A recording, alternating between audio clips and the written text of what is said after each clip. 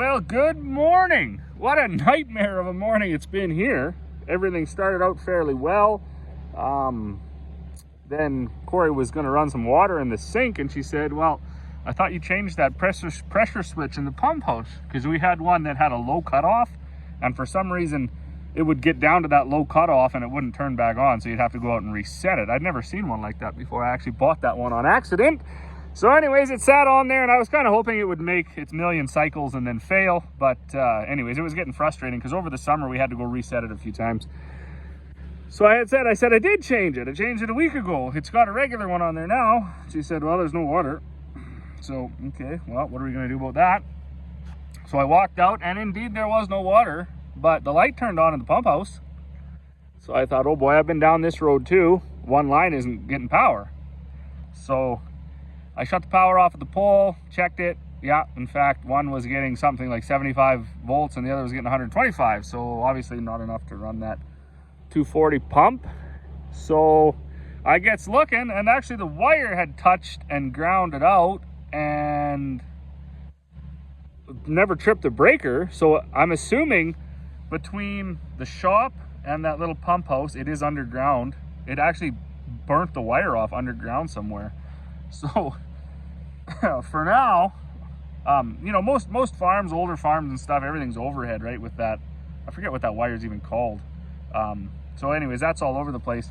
And up in the yard with the animals, it's mostly all overhead there too, because I was told several times that where the animals walk, if they make a path over top of it, sometimes they actually, you know, they drive the frost down, or they damage the underground line if it isn't deep enough. And a lot of times underground lines are not very deep. In fact, most of the ones on this farm, they weren't deep at all. They were like less than a foot in the ground. I actually hit one year with an outrigger on that backhoe and broke it. I didn't even know it was there. So anyways, what I'm getting at is normally we have a lot of that overhead line, but since how we've been doing a bunch of stuff up there, trying to get all that old infrastructure repowered, because a lot of the poles that were there, a lot of the, you know, any of the spots where electrical wires were hanging was all rough lumber and all rotted, so it all fell over. So some of those lines broke, some of them on and on and on and on. Some of them were spliced together like a whole bunch of times, as was the way, like way back in the day, 50, 60 years ago.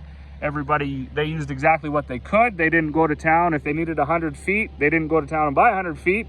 They used a 30 foot and an 18 foot and a 22 foot and whatever, and then another, whatever the math is now, another what, 40 footer or something, and they just spliced it all together and they made it work. It was one of the reasons we had to kind of switch stuff around up there. You'd go from one underground waterer and it would be a red line that has 120 power, and by the time you got underground to the other water, it'd be green, and it'd be somewhere underground that line was spliced. So it's been a ride. It's been yeah, I guess there's been a lot of upgrading. But anyway, so we don't have any more of that overhead line, unfortunately. We've used it all up there, trying to get everything proper, I guess you could call it. So Corey's got to run to town for groceries today anyways, and I said, you know what I think we better do is we'll just run an overhead line from the top of the shop down to that pump house. You know, nothing drives over there. That only runs over top of the garden anyways. No different than the one that goes from the pole to the trailer. Those are basically will be the last two overhead lines down in this yard. Everything else is underground all over. So she's gonna pick that up, and then maybe next summer, of course I had other summer projects I wanted to do next summer, but I guess now we will get a shovel out and we will dig up that underground line and try to find out where it's broken. I've tried to do this in the past with the backhoe, and usually you just wreck the line. So hopefully the ground isn't too hard there. That's only a few years old, that underground line, and I know it's not very deep, so it's maybe 1.5 feet, 2 feet deep. So it shouldn't be too hard to dig with a spade. Once you find it, it's quite easy. You just keep working away at it, and hopefully we'll be able to find a spot in the middle where it's melted or whatever. Probably just scrap it anyways. I'm not exactly sure why. Nothing tripped and it just cooked that wire, but thankfully we didn't have a wreck. Also last night these dogs were going crazy, and I've long since suspected that there was a critter hanging out around here eating my grain. So I have this bag of wheat here, I got to feed it to my chickens yet, but I use it to flush out my mill. You know, I dump a few pails into the mineral feeder so all the mineral gets cleaned out. Let it circulate a little bit, and then put it back in the bag, or put it into a smaller bag, take it up and feed it to the chickens or the cows. But the dogs were going nuts last night, and I thought, oh boy, the critter's back. So when I looked out here, and you can kind of see it from the light of the shop, there was a big black object sitting here. So I grabbed my flashlight and I came walking out to see what it was, and I made it to the shop, and I heard a bunch of racket, and something leaped off of this pallet over this bag, and landed right there. So I don't know exactly. I'm a pretty big individual.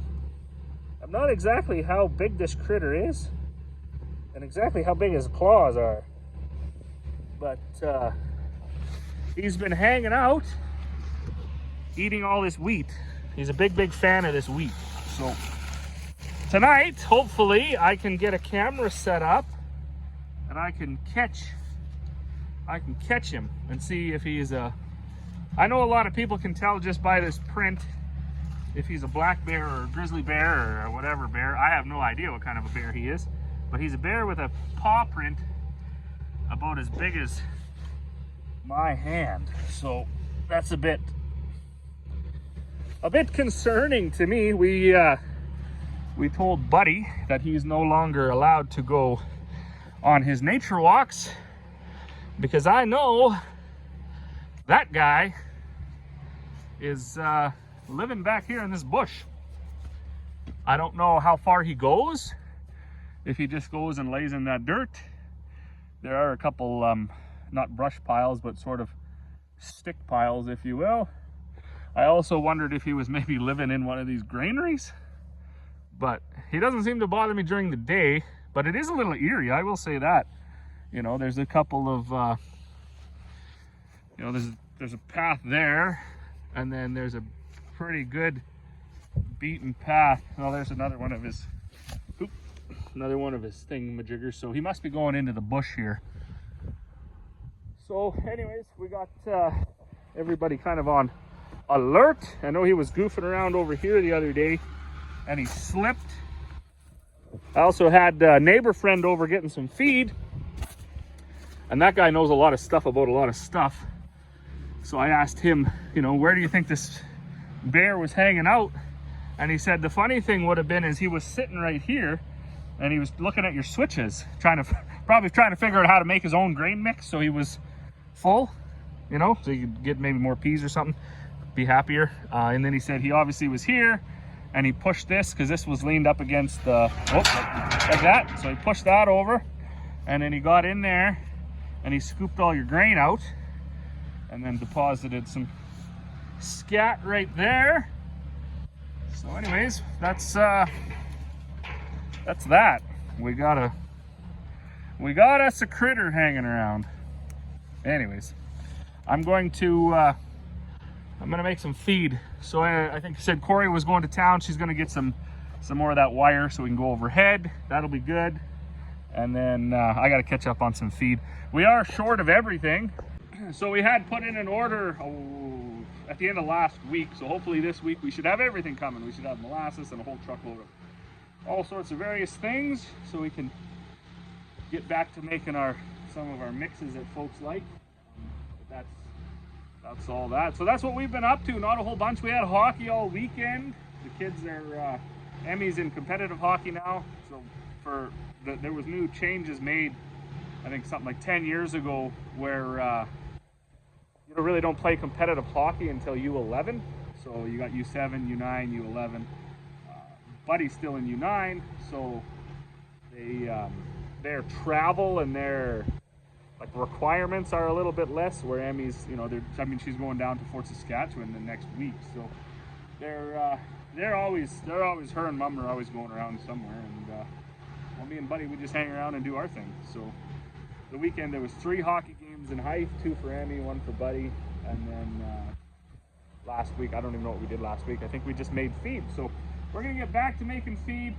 We're gonna pay attention to behind us, our peripherals, in case there's a big bear that decides he wants some meat protein, not some wheat protein, because I don't feel like ending up inside a bear. That wouldn't be good. And we'll see where the rest of the day takes us.